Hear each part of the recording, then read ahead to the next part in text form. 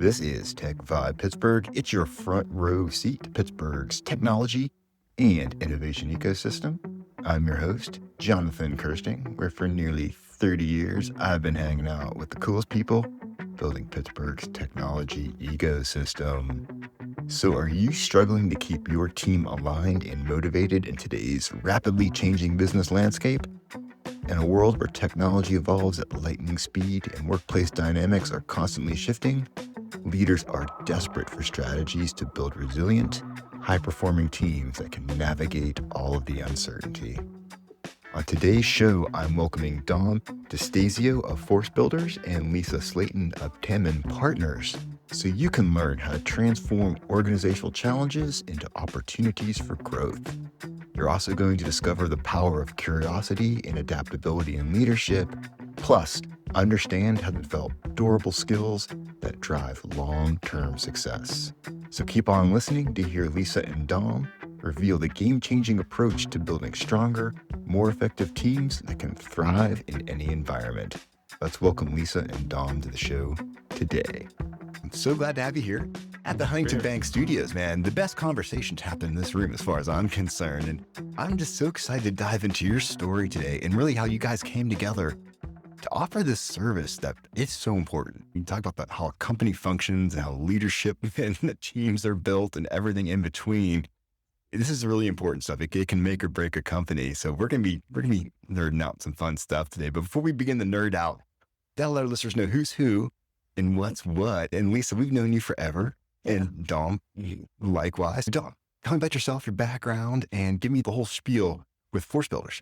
Yeah, so I've been in software development for pretty much my entire career. Started writing software when I was 12 years old.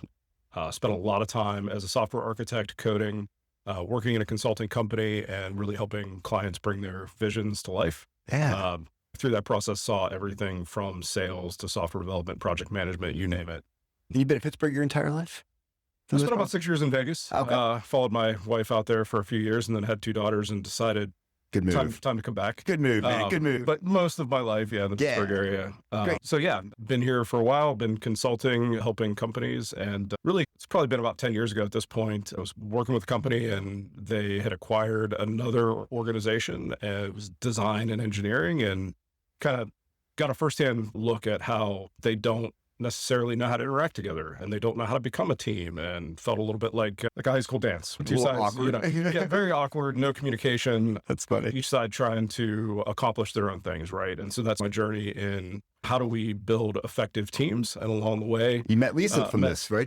met Lisa in this process, and I spent many years working with her, with our teams there. And that's the genesis, right? And I so like it. Yeah. yeah, we're focused on helping companies build that internal strength within, so they're not reliant on consultants and they have strong software development capabilities to bring world-changing products to market. 100%. And so Lisa, I think you're well known here in Pittsburgh with some of the service you got, but tell us about Lisa Slayton and the good stuff that you do. Just a quick little bit. When I start laying all this out, it makes me sound pretty old, and I'm getting up there. The new moniker for my season of life is the third, which I love.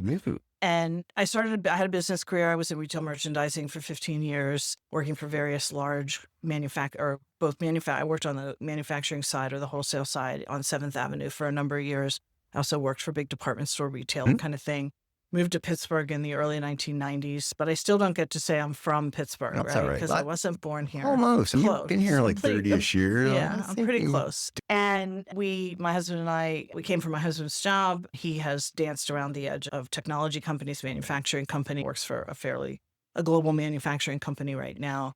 And we stayed here. And so I took some time off when our only child was young, now 30. And I edged my way back into the work world and fell through a variety of circumstances, fell in love with understanding human behavior and personality, and particularly how that is implicated in leaders. That's a cool change from what you were doing. That's out of left field almost. So you always had that really interest. Was. It's funny. My major in college was anthropology, cultural anthropology. Okay. And so I really feel in many cases, like when I'm working inside an organization, that I'm an organizational anthropologist. It makes a lot of sense. I'm going in to study the cultures, to look and understand how people do things. How does work really work? Not what people say, but how they actually interact with one another. And that's what I love. I love going in and digging out what's really underneath what they're saying and learning and understanding, and then helping them recognize where some of those things work well and others are getting in the way. And that leads you to individuals, right? There are tension points that exist between particular people in organizations. Dom just mentioned the tension that might exist between engineers and designers, right? There's a tension that exists in many companies between sales and engineering, or sales in the manufacturing side, right? But those two groups of people actually need each other and require one another. So how do we help them grow in interdependence? Not we're doing it the right way, and manufacturing should just come alongside and do what sales wants them to do. And they're looking at salespeople like, you're selling things we don't actually make, so we got a problem. And all of that is real.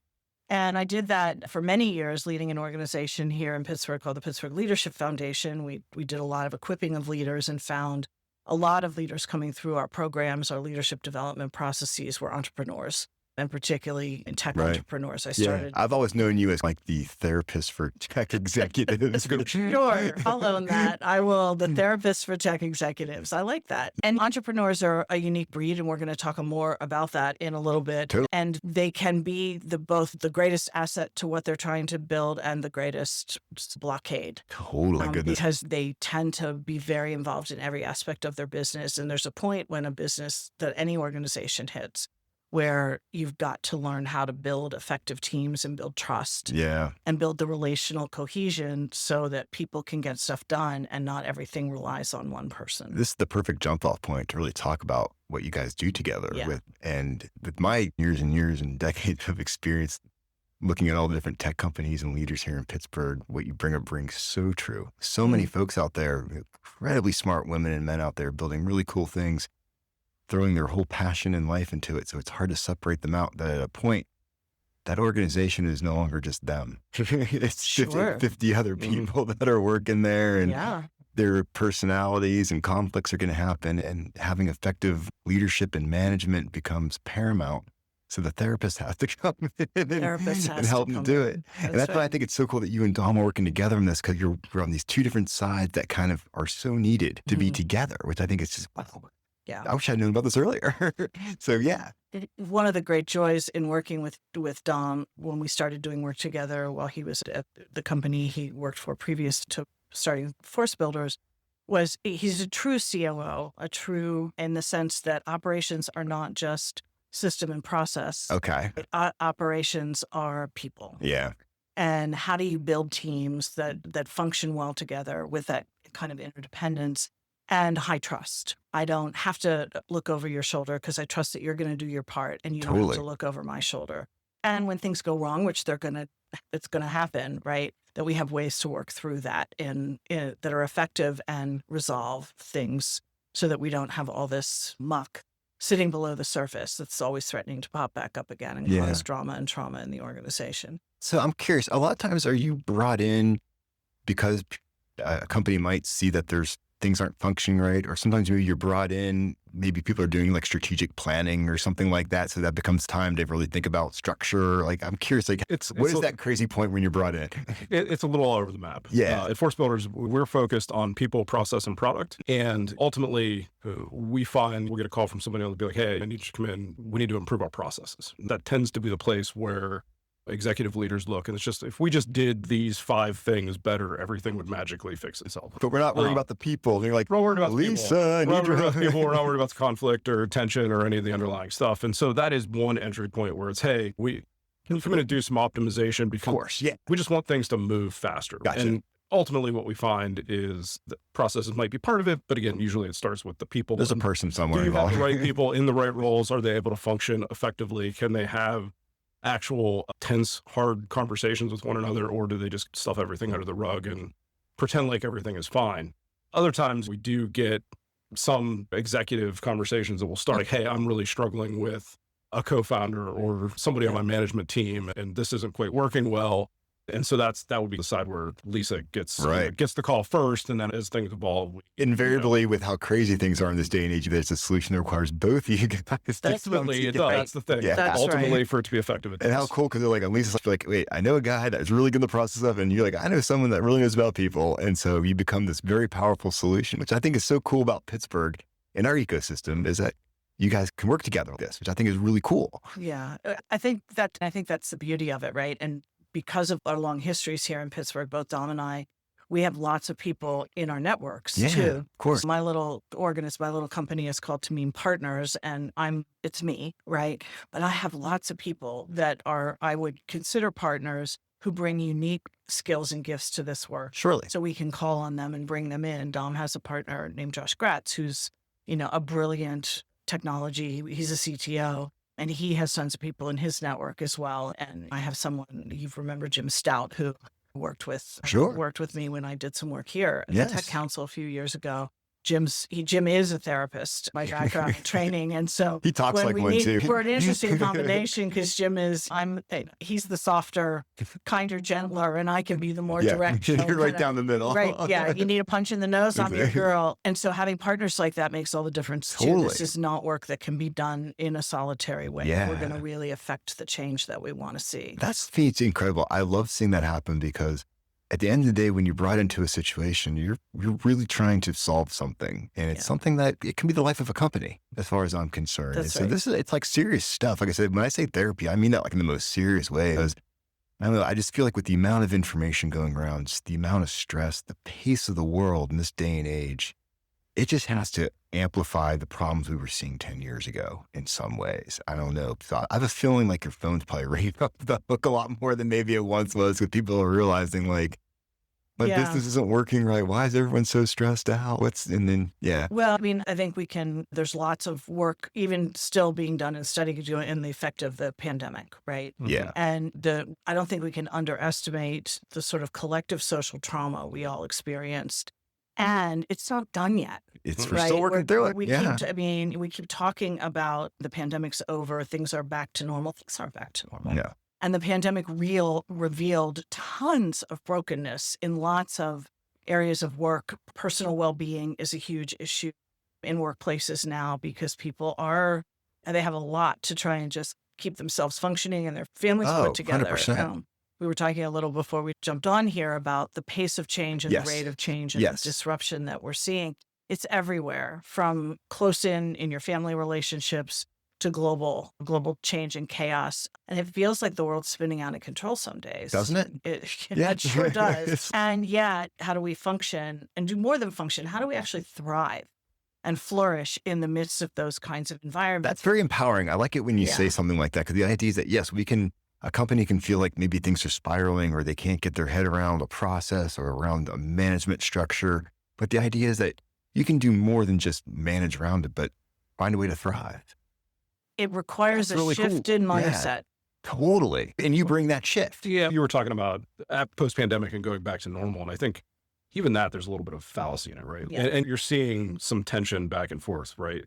There are people who want to go back to whatever they felt normal was pre-pandemic. Right. And there are other people who are like, forget that. Let's make the future. It's created an opportunity for us to do something different and new and work differently together. And I think we're in this weird spot right now where there's a lot of tension between those two things. That's a really good point. And I think that shows up not just in the obvious one is like remote work or in office, but I think that shows up in a lot of other ways too, where there's just different camps. Some people just want to return to safety, right? What they felt was normal before, and other people are looking for the continued flexibility, something new is an opportunity to change. I want to go to the future. And I can easily see how that starts creating like reverberations that can go through an organization to where that really starts shaking like how the company's culture and what made it successful.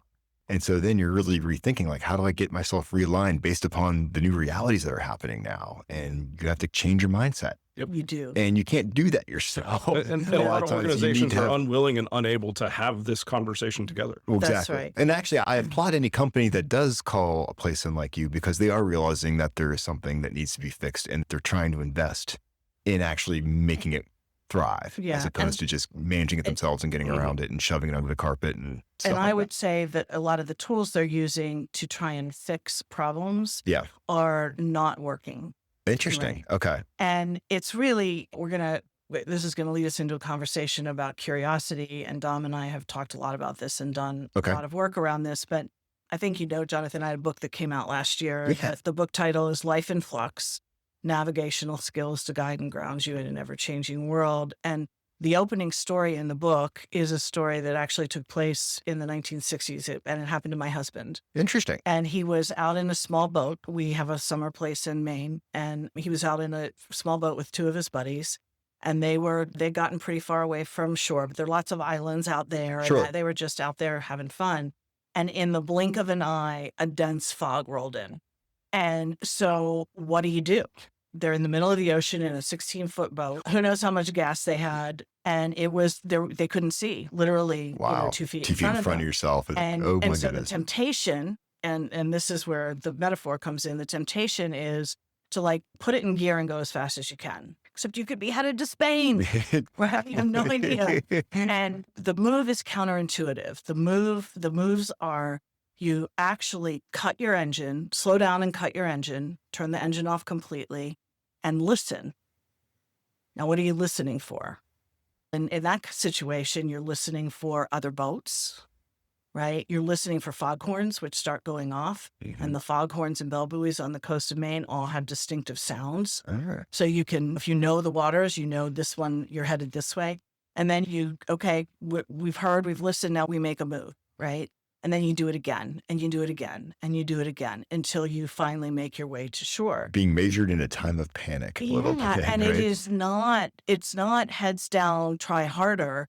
It's slow and steady over time and pausing along the way. And actually feeling like you're doing the reverse by taking more time as opposed to panicking and rushing. 'cause Yeah. that's Yeah, what go tends to slow to go happen. fast. Exactly. Yeah. And you know, Interesting. the interesting piece about it, and my husband still jokes about it to this day, is the primary navigation tool in Maine used to be, not anymore because of the digital world, but the 1960s when this Yeah. happened, they were maps. And they were the nautical maps that show you where the water's high and low, where the rocks are. And up there, it's a hugely rocky coastline. It's a huge risk.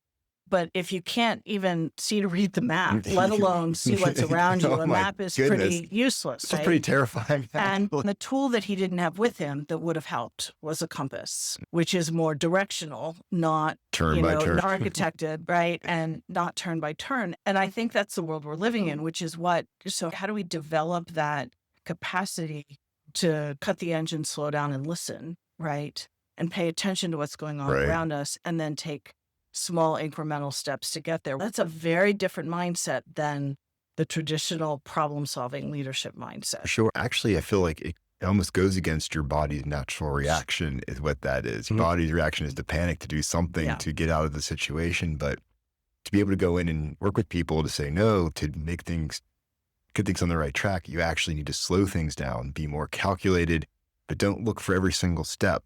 But That's look right. for the direction you need to go in, knowing that it's going to be a little circuitous just because of the craziness that's around us. Interesting. Yeah, and the shift is from a problem-solving mindset, which most Okay. of us have developed. If you've been leading anything for any amount of time, Yeah. not only do you have it, you're proud of it. And Of course. people have grown and developed. I'm a great problem solver and all those things. And problem solving they're just bigger and more complicated math problems, but there's a right answer to get to. When things are uncertain and we can't identify root cause, for example, what's the mind? Yep. It's curiosity. Interesting. And I how do we like it. shift to a Yes. place of Okay. how do I stop? How do I listen? How do I ask questions? How do I see what's going on around me? What do I need to learn? What do I need to unlearn is probably the biggest challenge. How hard right? is that? Because Oh I my mean, I'm gosh. thinking about, just myself, but with anybody that's been successful within a company, you're like, I've made it to this point because I've learned these things. And That's to right. say that you need to cut loose on those things, that's a pretty tricky proposition, which is why I'm going back to you guys are master therapists on all this, because the more we dig in on this, I realize you're scratching on some very tender parts of people's Yeah. egos and psyches at this point in order to effect the change that is needed for an organization to be successful. So And it's just so instinctual. Yeah. If you think about it, the whole educational system is built around praising people for coming up with answers, Right. asking the right questions for the most part. Yes, you get into certain research course. fields and things Yeah, like that. But, right. but for the most part, we're taught from an early age that what we should have is the answer, not the question. But at the end of the day, asking the right question sometimes can be way more valuable than even if you have the answer, especially Exactly. when you're talking about a team dynamic and organizational culture. Yeah. So what I'm curious about is, so as you've brought into these situations, you're coaching teams or maybe just the executive, but the idea is to transform the company. Yeah. But a company's made of people, so it has to go through the people. But I feel like These are things that if anyone out there is just a human being and you want to be successful in life, whether you're managing 500 people or you're a startup with 2 people, looking at some of these mindsets is probably very important. Just that, especially with the stresses that are going on today, and it's not going to get less stressful or less chaotic out there ever, I don't think. And so the idea that, we need to be thinking differently. It comes down to just that person. I think these are good life skills almost, right? Not just if I want a successful business, just if I want a successful life. I think that's right. I think we can stress ourselves as if you're a parent, you're stressing yourself out over all kinds of things related to your kids getting the right education or doing the right activities.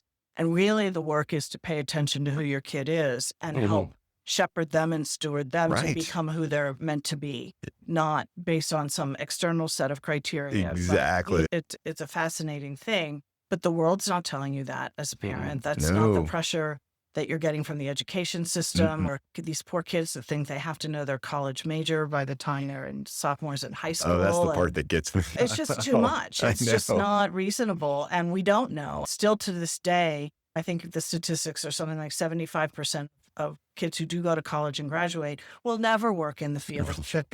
I could loosely say I ended up an anthropologist, but boy, my father's been long past, and he looked at me like, you're going to major in. What am I paying all this money for? And who knew where it would end up all these years later? So how do we help our young people prepare for this? And one of the things I've been coaching lately, particularly with younger folks, is think of your work journey, your career journey as a portfolio, not as a ladder. Love that. Because we're all going to do here. I made a shift from retail merchandising into leadership development, into consulting. I have other things in my portfolio. Dom has other things in his portfolio. He's a brilliant photographer. We have lots of things in our portfolio. I'm sorry, that kind of goes right. I'm so excited about this because that goes right into the whole thing of let's find the direction, not the turn by turn. That's exactly right. The direction is that laddered rung where it's this very linear thing, where you're talking about something where it's the portfolio that is very non-linear. And the work in that is to really understand who you are and how you can bring your best to those various things, which may look very different. There's a trend going on. I don't want to pull us off topic, but there's a trend going on right now in the talent management world where they're hiring increasingly for what they call durable skills. And durable skills in the olden days, back when I started doing this work, were the soft skills. I think the soft skills are the hard skills in this day and age. And I like the language. And certainly they're hiring for competencies, but they also recognize that people who are competent in X can become competent in Y. It's just a matter of training. So how do we hire more? Then we create more adaptable and flexible people within our organization who can move around. So they're starting to move away from traditional structured role descriptions, because literally by the time you get in the role, it's changed in the world we live in most organizations. And I think that's where the work is, to have done, I call it the inner work, the deeper who am I work, and how do I stay grounded in myself so that when everything goes crazy around me, I'm not flailing and flapping in the breeze. I know how to slow down and cut my engine and listen. I love that. That makes so much sense. And once again, it brings me back to the point of this not having this absolute direct turn by turn route. That's exactly right. It's just knowing that there's lots of ways out there, but you know about where you want to go.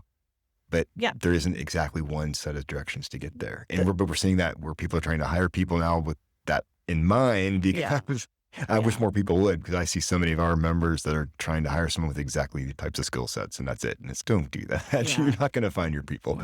It's tough. You have to have a certain amount of skills, sure, to come in and do a job that a company needs at that time.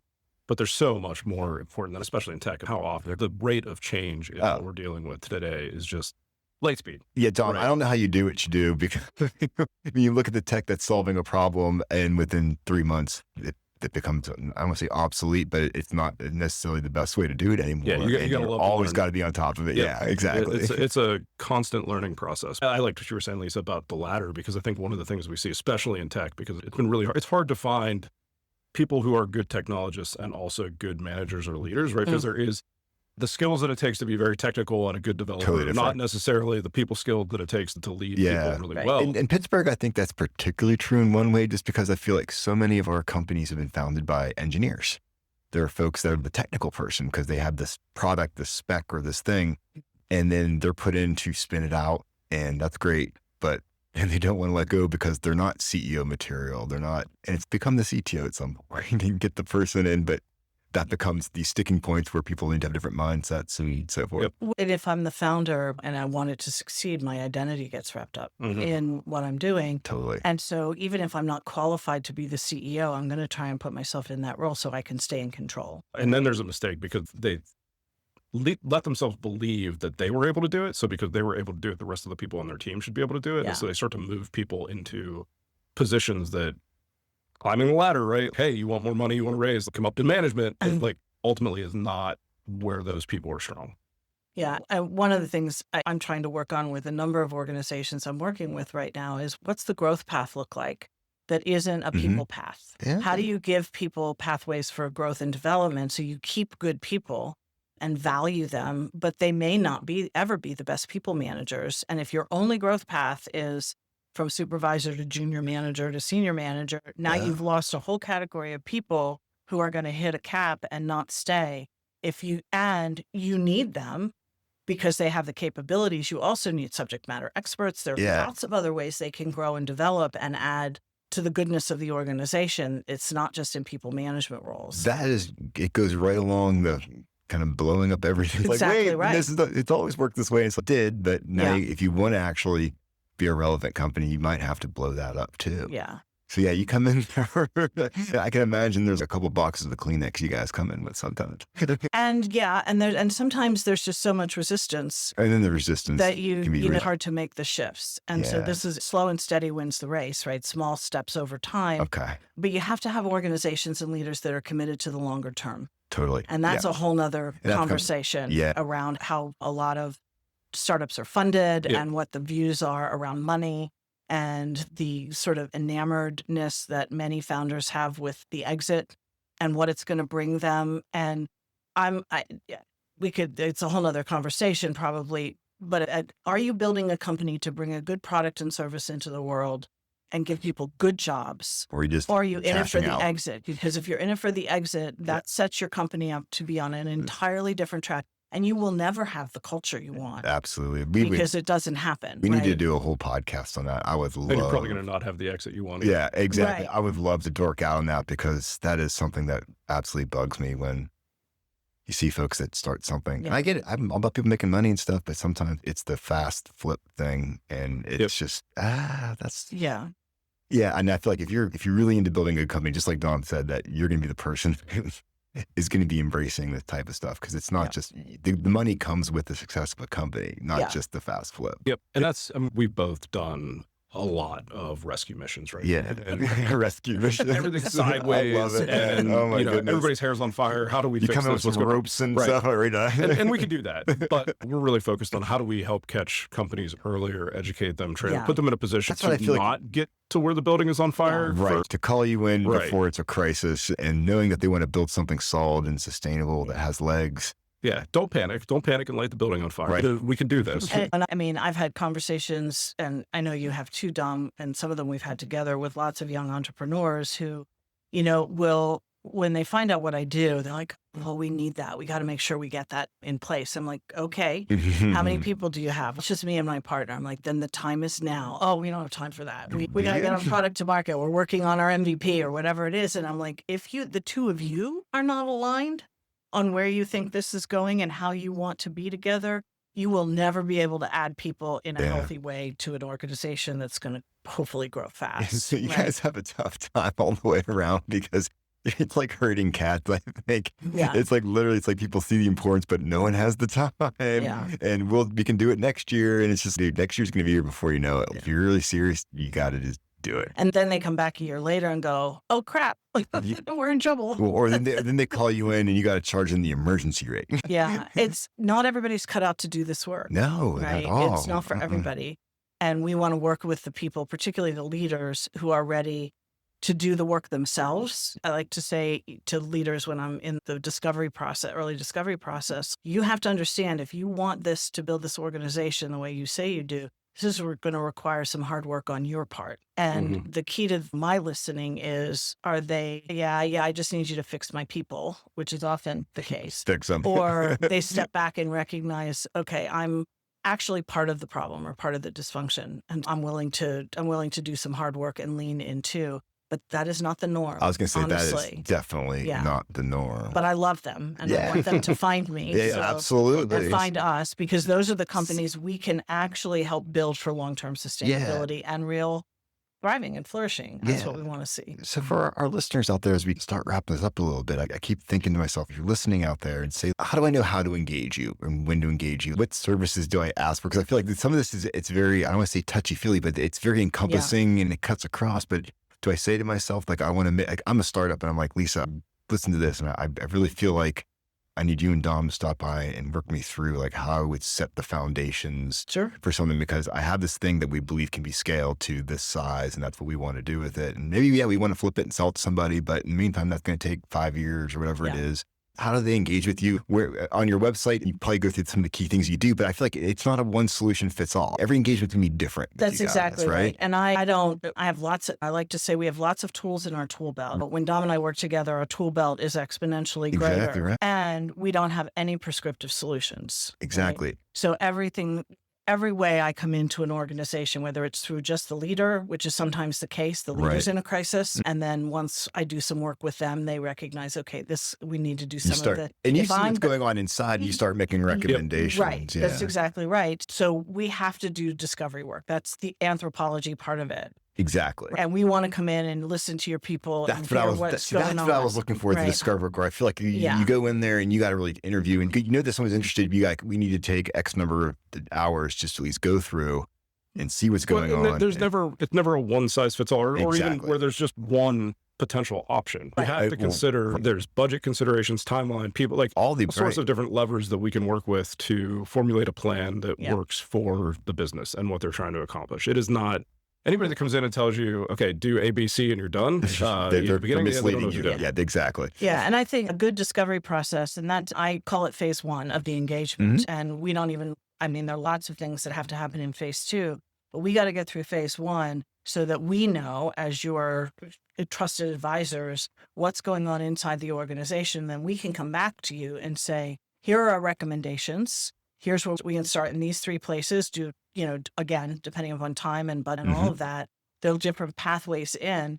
But I want to offer next steps that are aligned with who your people are and how your leadership functions, so that we're working with you and not just trying to force a binder and a square box into the organic nature of a moving organization. It just doesn't work. And I get nervous when people are like, yeah, we have the solution, 18 months or 9 months. And that's how big consulting really works. We are not of that mindset, right? And at the end of the day for us, it's all about building the relationships.